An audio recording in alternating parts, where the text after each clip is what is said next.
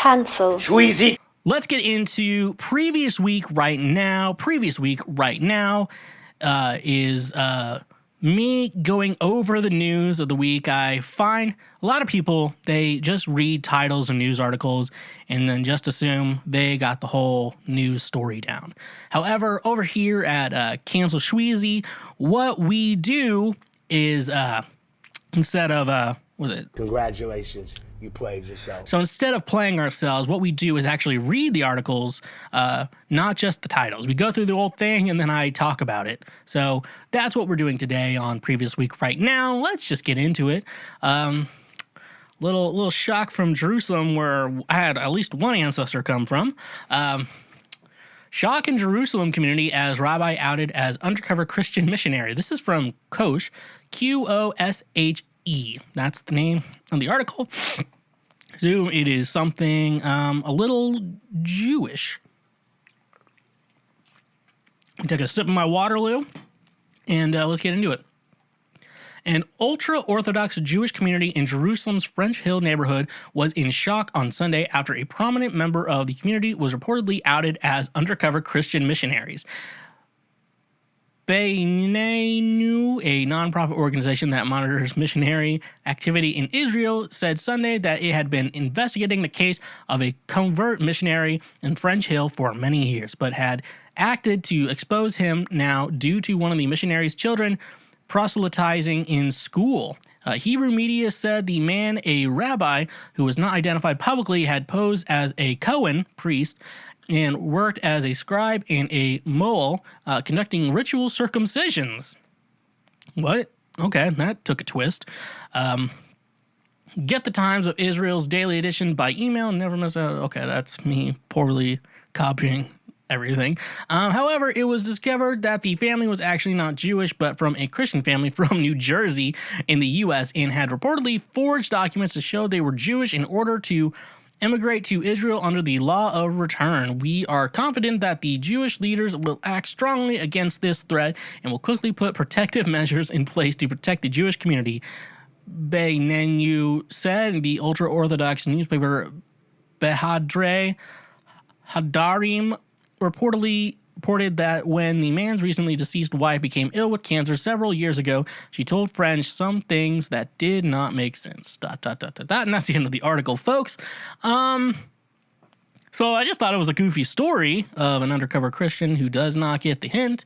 Until I read Hebrew media said the man, a rabbi who was not identified publicly, had posed as a Cohen, in parentheses priest, and worked as a scribe and a moel conducting ritual circumcisions. Now, I want to be honest, folks. I've seen a circumcised penis. I've seen an uncircumcised penis. Now, do you want me to say that I know how to perform the procedure? I definitely don't. I definitely don't know how to perform the procedure at all. This guy is an undercover missionary from New Jersey. Now, in my mind, I've met plenty of people who have gone to Bible college and a Christian college, whatever you prefer, whatever your language is. I don't give a fuck. But I'm gonna say though, I studied music. I'm gonna tell you this: I don't know how to perform a circumcision. Will I watch a video to see if I could figure it out? I will still not do that, folks. Just blessed. And also, I learned that if I fully want to convert to Judaism, I have to get circumcised again. They have to just cut random ass skin on my dick. I'm like, okay, can we just be okay with this? Now everyone should be circumcised. Everyone's like, well, I don't want to circumcise my kid. I'm like, well, I mean, obviously, it's gonna be better when they're not an adult with it, and also, keeping it clean is a lot easier. And you could talk to someone smarter than me that there's a lot of health benefits to it. They're like, you lose feeling in the tip of your dick. I'm like, the tip of your dick will be fine. Trust me. Mine is fine. Yours will be fine too, dumbass. Okay. Let's get on to the next article I have here today. Now, this one is very interesting. This is kind of shit I'm into. So, Niles coach sucker punches parent during youth flag football game. This is from WNDU 16 News out of Niles, Michigan. Niles police are investigating after a video shows a sports coach sucker punching a parent in the face during a youth flag football game. According to the police report, it happened on Saturday afternoon at Midwest Performance Academy in Niles, also known as the Sports Warehouse on Terminal Road. The video was posted online by a parent following the alleged assault. Police say it all started when a coach walked onto the field and became irate with a call made by an official during a youth flag football game. As the man was being escorted off the field, he approached a parent on the sidelines, looked him right in the eye seconds before cocking back his right arm and delivering a blow to the parent's face, dropping him to the ground. Moments after, you can see several parents and coaches rushed onto the field to break up the altercation. A child in the video can also be heard crying in the background. Niles Police Captain Kevin Costin says the parent who was punched has since contacted Niles Police and charges may be on the way. The victim to report that he was assaulted, and apparently the coach didn't like how this spectator was looking at him. He referenced that maybe he was smiling at the coach, and so this coach just happened to punch him. Sucker punched him, which to me means punched him in the face. There's definitely a possibility that he could be charged with the assault and battery. Some of that will certainly be up to the victims, but assault and battery would be an appropriate charge in this case, Costin says. Ed Salvagni?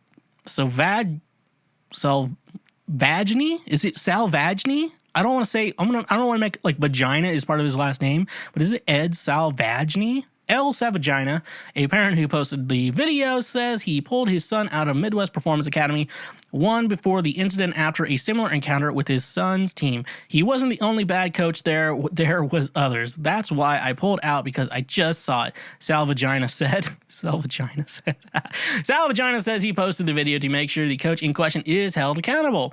We are all passionate. I've been known to be a fiery as a baseball coach with youth kids, but you have to have a level of restraint. You can't be that amped up to where you would assault a parent or a bystander, anybody in front of children. Salvagina said. Niles Police is looking into the incident. Costin says charges expected to be filed once police can positively identify the coach involved. All right.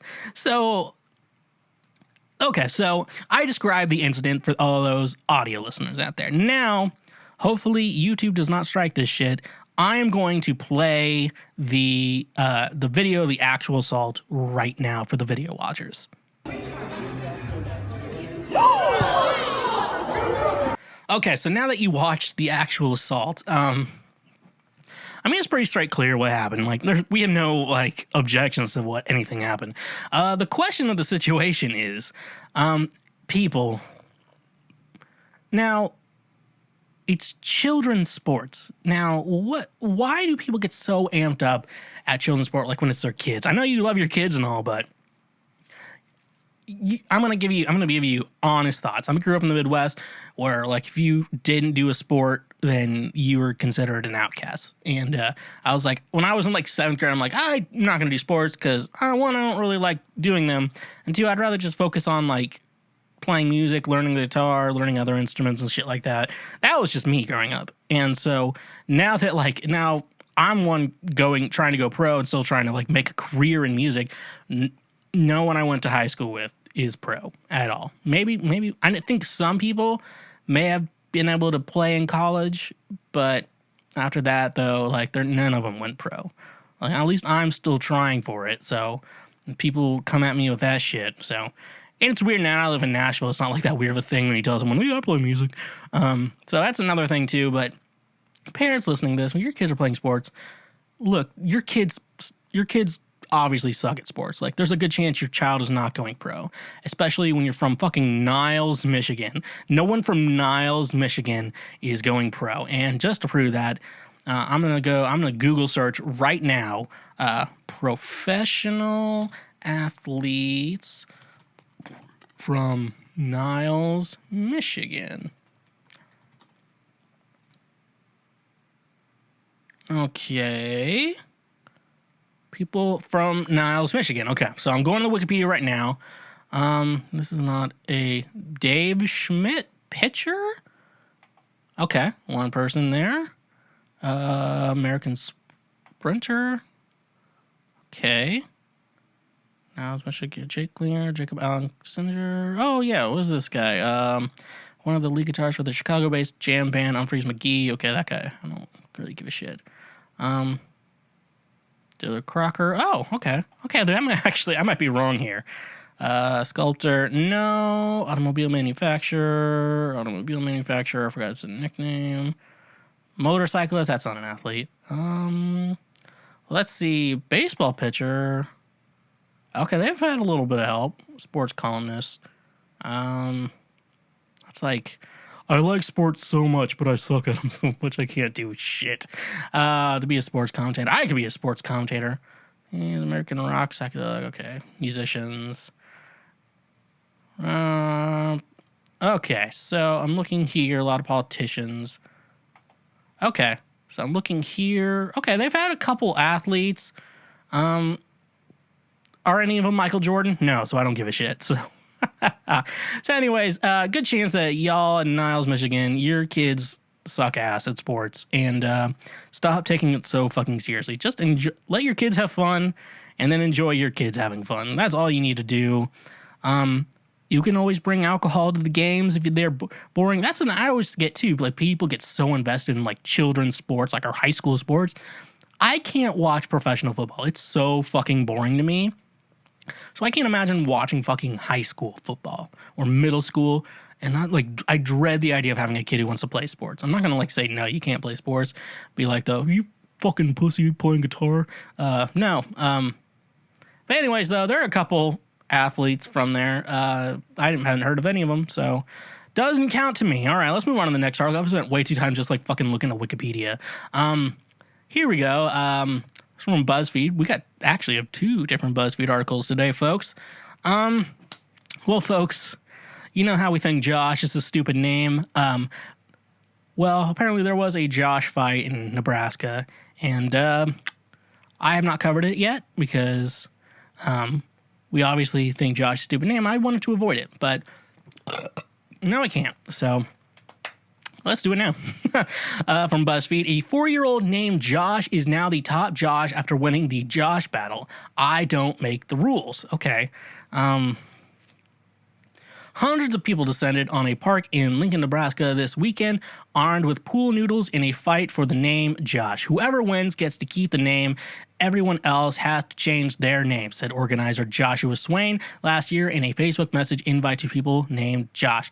The event hosted on Saturday brought Joshes and people not named Josh from all over the U.S. to raise money for the Children's Hospital and Medical Center Foundation in Omaha. People showed up to fight in kilts, dressed as Spartans and wearing capes. One person innovated on the weapon of choice by attaching their noodles to drill in order to spin them in battle. Swain told BuzzFeed News the idea stemmed from his failed attempts at getting the username Josh Swain whenever there was a new online platform. Frustrated and bored during the pandemic, Swain jokingly messaged all the Josh Swains he could find on Facebook and challenged them to a fight to keep the name. The challenge took on a life of its own on the internet, but eventually died down. However, as the date drew near, Swain, who was studying engineering at the University of Arizona in Tucson, realized people might actually show up. This event was going to happen whether I was there or not, and unless I took responsibility for it, I was worried it would become an echo chamber of misinformation, Swain told BuzzFeed News. I was in my room scared shitless. It felt like there was going to be blood on my hands, but I was shocked to see everything go phenomenally. Hundreds showed up, including at least 50 people named Josh, according to Swain. While the challenge was originally going to be between people named Josh Swain, he opened it up to any Josh and anyone else who waited to participate.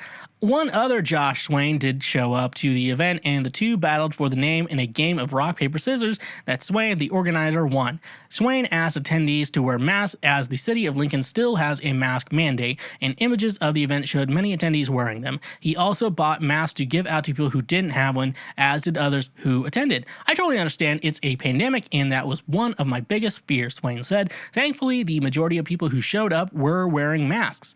Ultimately, as Swain said in a tweet tweet that made the battle go viral. There could only be one Josh, and the title went to 4-year-old Josh Vincent Jr., nicknamed Little Josh, by a chanting crowd who won with a final swing of a red noodle.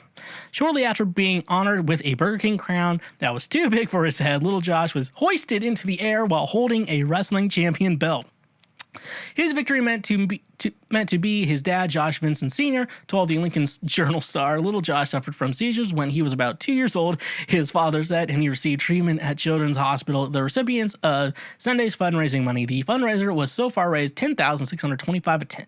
Attendees also donated around about 200 to 300 pounds of food for the food bank of Lincoln, the Journal-Star reported. Please consider donating to show the world how the internet can turn an exercise and absurdity into something beautiful, Swain wrote in a post for the official event detailed. So, folks, just because you have a stupid name doesn't mean you can't do good for the community. Now, I did not have this planned, but I feel like maybe I should give Josh Casey a call out of the blue and out of nowhere. So let's give him a call.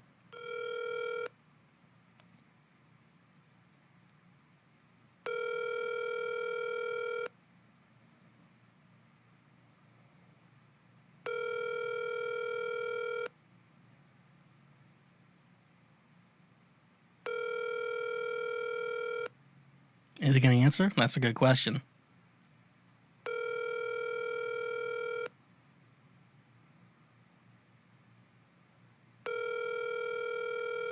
Is Josh really not going to answer me? I'm the most important thing in his life. Hi, this is Josh Casey. I'm sorry I wasn't able to come to the phone right now, but if you leave your name, number, and a brief message, I'll get right back to you. Thanks. Bye. At the tone, please record your message. When you have finished recording, you may hang up or press 1 for more options. Hi, my name is Samuel Schwegler. My phone number is... I just wanted to talk to you about the Josh fight in Lincoln, Nebraska. I just wanted to get you interviewed and get your word in for that. Thank you. All right, I'm going to have to edit out my phone number too. So anyways, though, we didn't get Josh in there to give us his firsthand experience at the Josh fight. My thoughts going to with little Josh, like he suffered from seizures and he's a 4-year-old. What if like an adult like me, like just started beating the shit out of little Josh? Dude, that's one of those things. It's like, part of me would laugh and then part of me I'm like, this isn't cool at all. But over the thoughts of it, I think it's pretty funny. And they did a good thing. It's like a bunch of people with a stupid name coming out to fight. What are we going to do, folks? What are we going to do? But nevertheless, he persisted. We got like one more news article I want to get through. Josh, speaking of Josh, that the celibate man himself, actually sent me this article. I want to go through that today. I want to end on a high note. This is from Vice. I got it off the website, but I think Vice might be a magazine. I'm not sure, and I also don't care. This is the type of guy you get. Just making sure the sound. I'm still using the soundboard. I gotta get back used to using it. I like that. Okay, so we all know I like that. Meet the Fleshlight artist who's making sex toys out of Shrek's ears. This is from Vice. While the rest of the world moved on, the mastermind behind last year's Bug's Life, Heimlich Fleshlight, Malik Lazary, has spent the year perfecting his craft.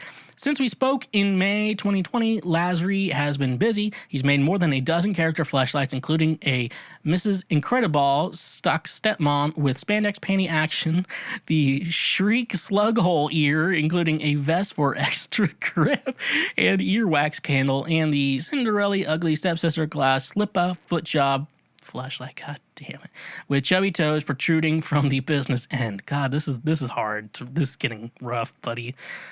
Yes, all of these are now fully functional and theoretically fuckable, unlike the original Bug's Life model, which didn't have a hole. I guess I just figured it was my duty to keep giving people what they wanted. Lazary told People, the first one was such a big hit. I felt like if I didn't, I'd be missing an opportunity to continue a long line of rare units. He made the Heimlich unit from a silicone mold stuffed with a real fleshlight sleeve, but those tubes start at $70. He said he reverse engineered the hard part of the tube, making a mold of it that he could then reproduce into these art pieces. He's also outsourced some of the details, enlisting the help of an airbrush artist who specializes in lowriders and now knockoff Pixar and Disney sex toys, and his local tailor for some more delicate work, such as the tiny red dress for the Jessica Rabbit patty cake unit. I just thought it was so funny when I brought the tubes for reference to the tailor shop, and it's this sweet old woman, you know. I look over at her sewing desk, and there's just like a Fleshlight over there in a sparkly dress. Lasry says he doesn't play favorites, but the Jessica Rabbit one is clearly a labor of love. That's my low-key crush, he said. None of them are really sexual to me. It's more about like a continuation of merchandising, which is already absurd, and this just happens to be the most absurd juxtaposition of a character and an object. But I don't know if I did her justice. God, this one's so... Okay, good. We're almost done. The Mike Wazowski tribute with removable retainers is another he's especially proud of. Production-wise, the Mater Baiter, in honor of the tow truck character Mater, voiced by Larry the Cable Guy in Pixar's Cars, is a crowd pleaser. People have duetted it on TikTok, generally with aghast reactions. Others downloaded his Mater TikTok and reposted to YouTube, where some have gotten millions of views. But Lasry can't post these gifts to humanity on TikTok anymore. He's been banned and unbanned from TikTok several times, with the most recent and seemingly permanent ban happening a month ago, in which the company cited violations of community guidelines. TikTok doesn't allow explicit sexual content, but technically there's no sexual speech or imagery in the video, except for Mrs. Incredible's butt, which he admits he may have broken that rule. If you don't know what a masturbation sleeve looks like, you might not know what they are. So he's not sure which guidelines he would have violated. This has mostly been a passion project for Lasry, in addition to some work he's been doing in production and design. But with NFT boom, this year he decided to mint a couple of his creations on the blockchain. The Ugly Stepsister slipper and the original Holy Grail, the Bugs Life Fleshlight. Both are priced at 2 ETH or $4,447.08. He made the auction announcement in an Antique Roadshow spoof video. It just came to me so randomly. He said I was crushing a can and drinking a Foster's, and I was like, wait a second, it's a little too easy. Okay, folks. I'm not reacting to this any more than I already have, folks. I read that to make you uncomfortable, and now I hope you are uncomfortable.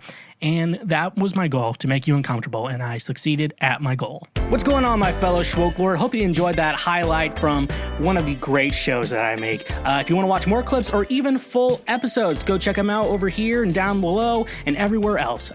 Stay awesome.